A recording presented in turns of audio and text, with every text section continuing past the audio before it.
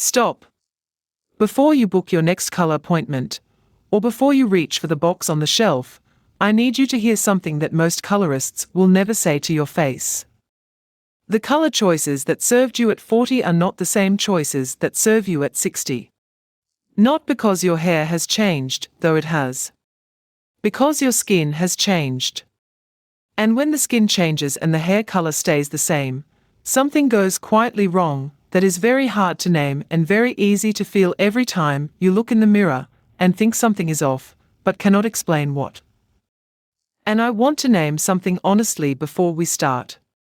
Most of the women making every mistake on this list did not choose wrongly. They chose what worked at a different time, in a different decade, on a slightly different face, and kept choosing it out of habit and familiarity, without stopping to ask whether it was still working. The face changes slowly enough that the changes are invisible day to day. But they accumulate. And the color that was perfect at 45 can be actively working against the face at 62, without the person wearing it ever receiving clear feedback about what has changed. In the next few minutes, I am going to walk you through 6 hair color mistakes that are quietly aging the faces of almost every woman over 60 who makes them. And the number one mistake on this list, the one I am saving for the very end, is the one that surprises almost every woman who hears it. Because it is not what you would expect. It is the choice that feels safe and polished and deliberate. And it is the choice that is aging more women over 60 than any other single color decision. Stay with me all the way to the end. And before we begin, one thing I want to say clearly. This is not about telling you to go gray, or to stop coloring, or to embrace any particular look. This is about understanding what color is doing to your face in this specific decade of your life, and making intentional choices rather than habitual ones. The women who look most vibrant and most elegant after 60 are not the ones who have given up on color. They are the ones who understand which color is working with their skin and which one is working against it. Let us count down. Mistake number 6. Mismanaging the transition to gray. And this one catches more women off guard than almost any other mistake on this list, because it involves a transition that most people assume will take care of itself. Mistake number 6 is mismanaging the transition to natural gray. Here is what actually happens when a woman decides to let her natural gray grow in without a plan. The first several inches of new growth are a different color, often a mixture of white, silver, and whatever her natural pigment is, and they sit on top of her head in sharp contrast to the colored hair below. That line of demarcation, where the gray meets the colored hair, creates a visible horizontal divide across the head. It reads not as a deliberate style choice, but as a process that has been started and abandoned. And on a woman who otherwise presents herself with care and intention, an unmanaged grow-out reads as inconsistency, as if one part of the appearance has been allowed to slip while everything else is maintained. There is also a specific color problem that happens during this transition. The natural gray that is coming in is often cooler, more silver, more white, than the warm or neutral color that was applied below. The contrast between the cool new growth and the warm old color does not just look unfinished. It actively makes both colors look worse than they would on their own, because the contrast highlights the artificiality of the lower portion and the starkness of the upper. Here is a specific timeline worth understanding. Most hair grows approximately half an inch per month. If your colored hair is currently 8 inches long, you are looking at 16 months of grow-out before the transition is complete, if you do nothing to help it. In 16 months of contrast between incoming gray and existing color, an unmanaged transition can easily look like abandonment rather than intention. This is why so many women start the process with conviction and abandon it 3 months in, not because gray is not beautiful, but because the middle phase, without a plan, is genuinely difficult to wear. The fix is not to rush the process or to abandon it. The fix is to bridge it. A skilled colorist can use highlights or a shadow root technique to blend the incoming gray with the existing color in a way that looks intentional rather than incidental. The grey becomes part of the design rather than an accident that is in progress. If you are planning a transition to natural grey, this is the conversation to have with your colorist before you begin growing it out, not 6 months into the process when the line is already there. A managed transition can be one of the most elegant color choices a woman over 60 makes. An unmanaged one is one of the most aging, and if that one just gave you something to think about for your next appointment, stay with me. Because mistake number 5 is one that most women do not realize is a mistake at all, because they were told specifically to do it. By a colorist, a friend, a magazine. And the advice was not wrong exactly. It was just incomplete. Mistake number 5, extreme red, orange tones. Stop using a hair color with too much red or orange in the tone. Here is what happens to warm-toned colors, auburn, copper, warm brown, red-based brunette, on a mature face. At 30 or 40, warm tones in hair can give the face a flush and a warmth that is very flattering because it corresponds with the natural warmth that the skin still has. The hair and the skin are in conversation.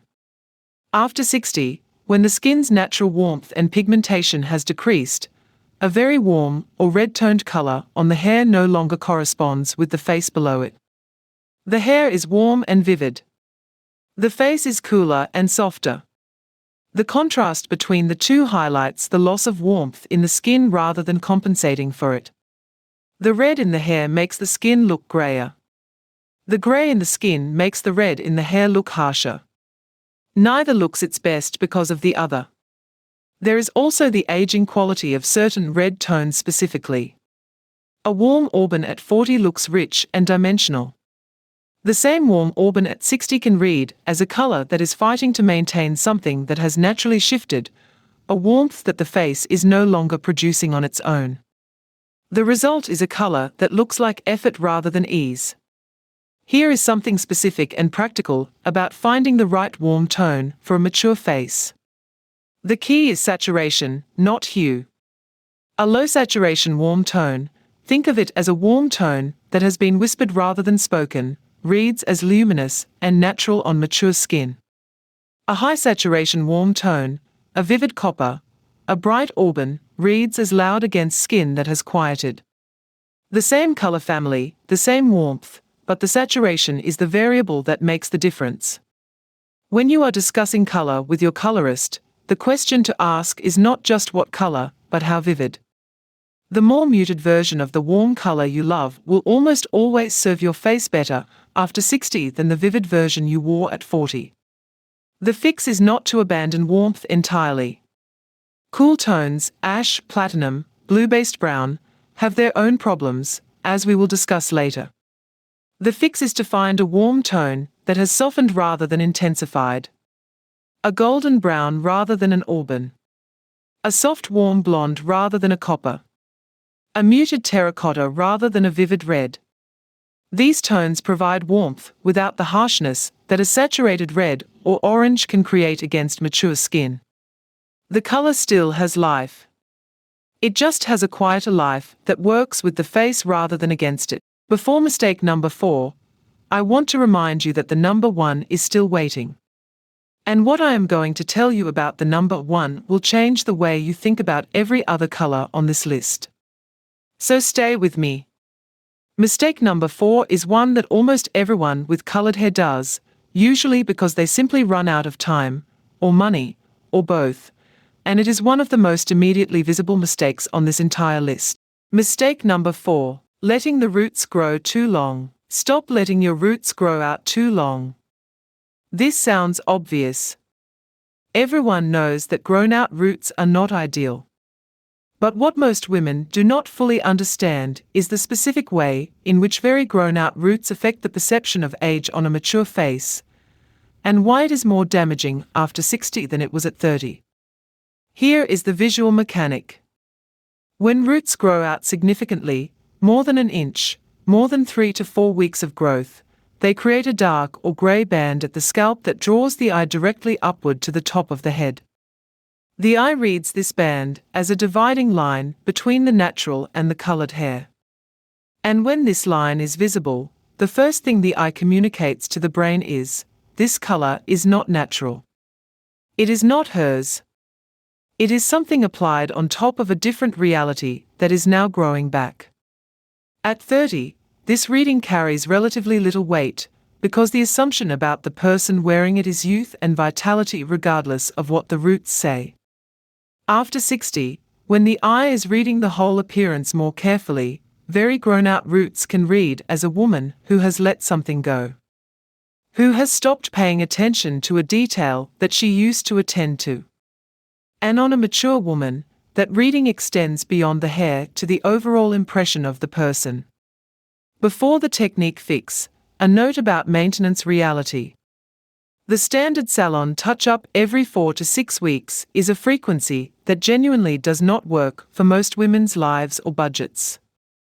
And the hair color industry has historically been designed around that frequency, which means most color techniques are designed to look best immediately after the appointment and to become visibly grown out within weeks. This is not an accident. The fix is not about perfection. Not every woman has the time or the budget for touch-ups every 3 to 4 weeks, and that is a completely reasonable reality. The fix is to choose a color technique that makes the roots less visible when they do grow out. Balayage and highlights create a softer line of demarcation at the root than an all-over single process color, which means the grow-out is more forgiving. A shadow root technique, where the color at the scalp is intentionally slightly darker than the rest of the hair, means that new growth blends in rather than clashing. The fix is not more frequent appointments. It is smarter color placement that makes the inevitable grow-out work rather than fight against you. Now, 2 mistakes left. The number 1 is still waiting. Mistake number 3 is the one that I think of as the photographic mistake, because while it can look acceptable in person, it consistently ages the face in photographs by 10 years or more. And in the world of phones and cameras and video calls that most of us live in now, that matters enormously. Mistake number 3, very light, a platinum yellow. Stop going too light, specifically, stop reaching for platinum, white blonde, or very pale yellow tones that are significantly lighter than your natural skin tone. Here is what very pale hair does to a mature face in a photograph, or in a window, or in any light that comes from the side. Very pale hair, platinum, white blonde, pale yellow, has very little contrast with the background of most interiors and exteriors. The hair becomes a light shape around the face that reads as luminous in concept, but actually reduces the contrast available to the eye when it looks at the face. The face needs contrast, between the hair and the skin, between the brow and the forehead, to read as dimensional and present in a photograph. Very pale hair, because it is so close to the tone of the skin after 60, removes that contrast. And without contrast, the face reads as flat. The features recede. The eyes look smaller.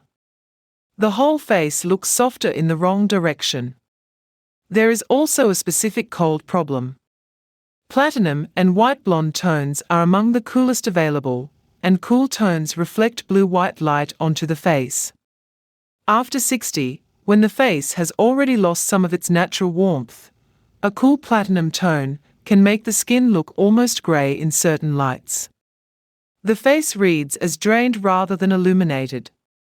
Here is how to tell the difference between a warm light tone and a cool light tone when you are looking at color swatches or photographs.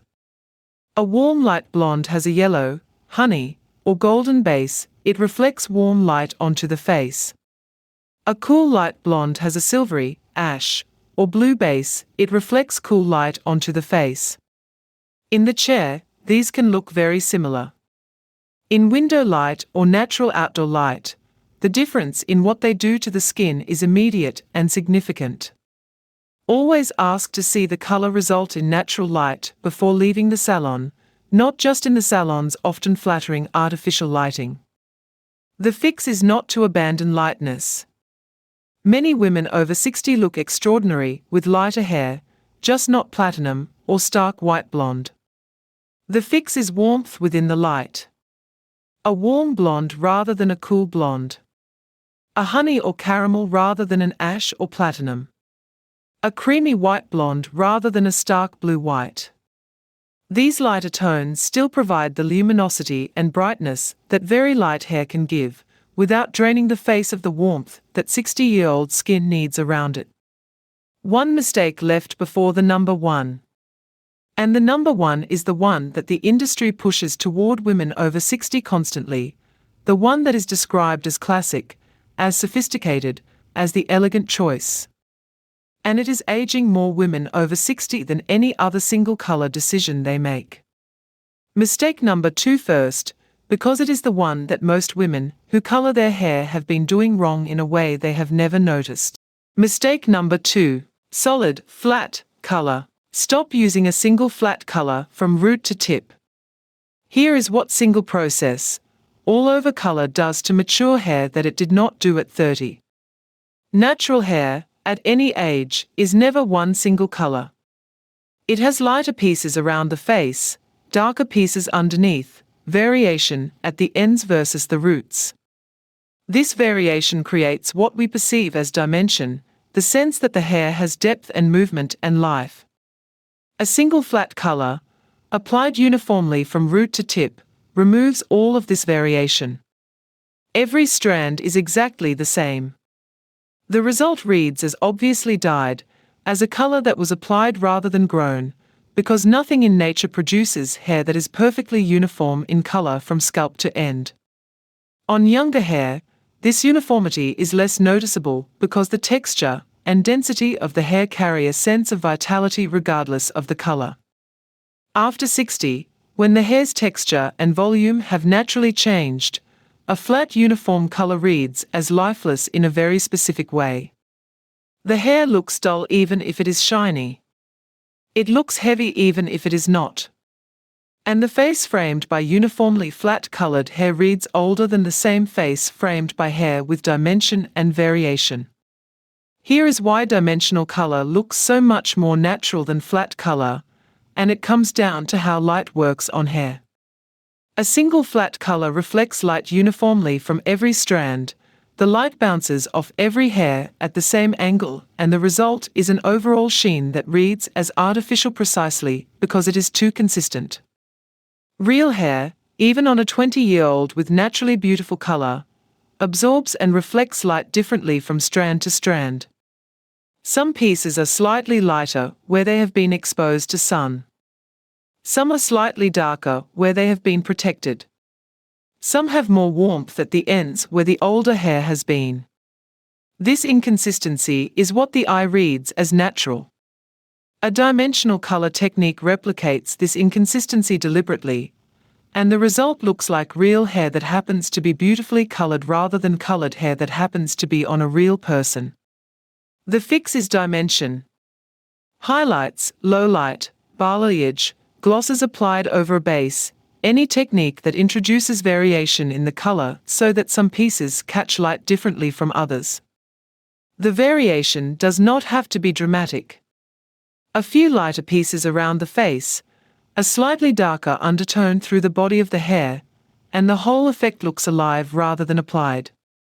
This is one of the most consistently rejuvenating color changes a woman over 60 can make, and it is something that can be discussed with your colorist in a single appointment without a dramatic change in your overall look. And now, the number one.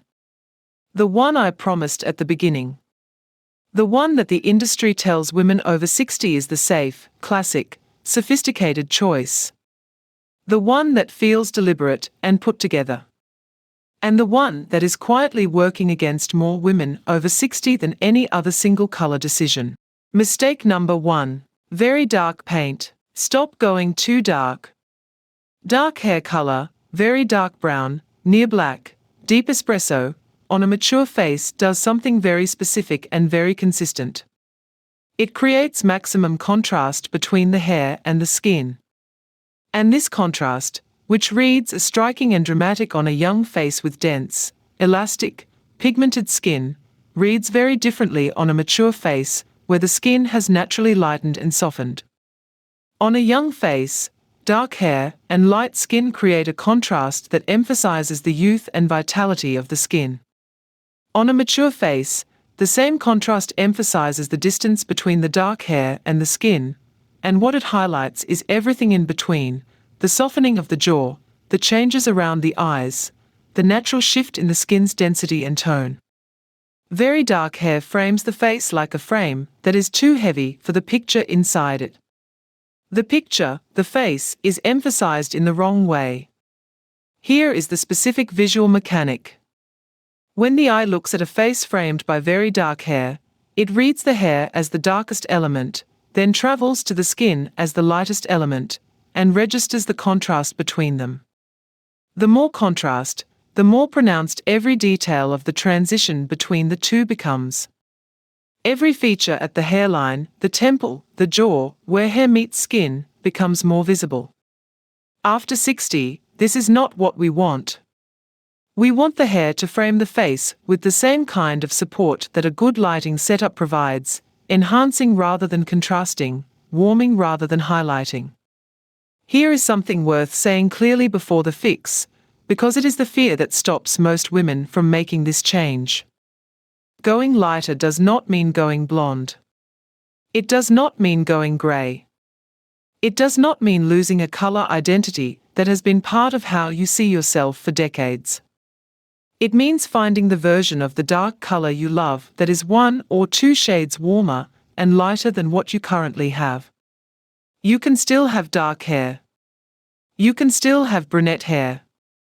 You can still have a deep, rich hair color that is part of your identity.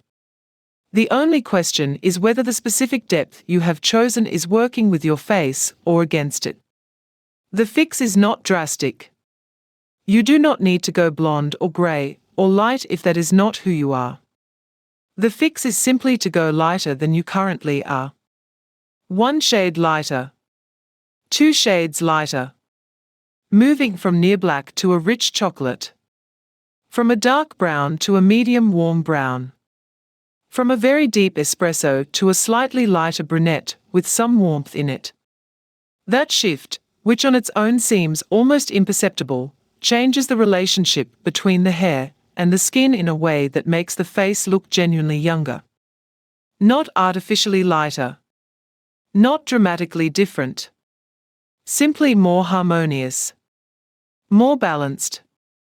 As if the hair and the face are finally working together rather than in opposition. Before we close, here is the single principle that connects every mistake on this list, and once you understand it, you will not need to remember 6 separate rules. You will just need to ask one question each time. Hair color after 60 is not about covering gray or maintaining a look from a previous decade. It is about finding the tone that works with the face you have now, its specific warmth, its specific lightness, its specific changes.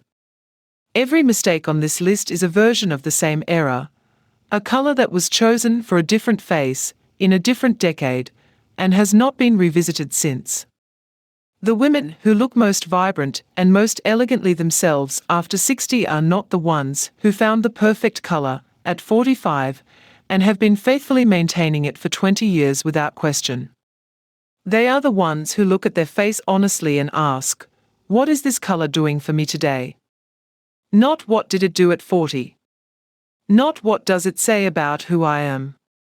What is it doing for my face in this light, at this age, right now? Ask that question at your next appointment. Write it down if you need to so you do not forget it in the chair. Bring this video if that helps. Show your colorist the list and ask them honestly which mistake you might be making. A good colorist who understands mature skin and mature hair will immediately know what you are describing, because they have seen these same mistakes on hundreds of women and they know exactly how to correct them. And the adjustment, often a single shade lighter, or a change from flat to dimensional, or a warmth correction, will take one appointment and make a difference that everyone notices without quite knowing what changed. That is always the sign of the right color. People notice that you look well, but they cannot explain exactly why. Come back and tell me what you did and what you noticed. Tell me if someone looked at you differently. Tell me if you looked at yourself differently. Tell me if the change was smaller than you expected, but the result was bigger. I read every comment on this channel, and I mean every word of that. If this helped you, share it with one woman you know who is thinking about her color, who has been wearing the same color for years without questioning it. She will understand immediately why you sent it. And if you are not yet subscribed, do it now. Because next week I am covering the 6 haircut mistakes that instantly age women over 60, and the specific adjustments that take years off without losing an inch of length. You will not want to miss that one. Tell me below, which of these 6 color mistakes were you making without fully realizing it? And what are you planning to discuss at your next appointment?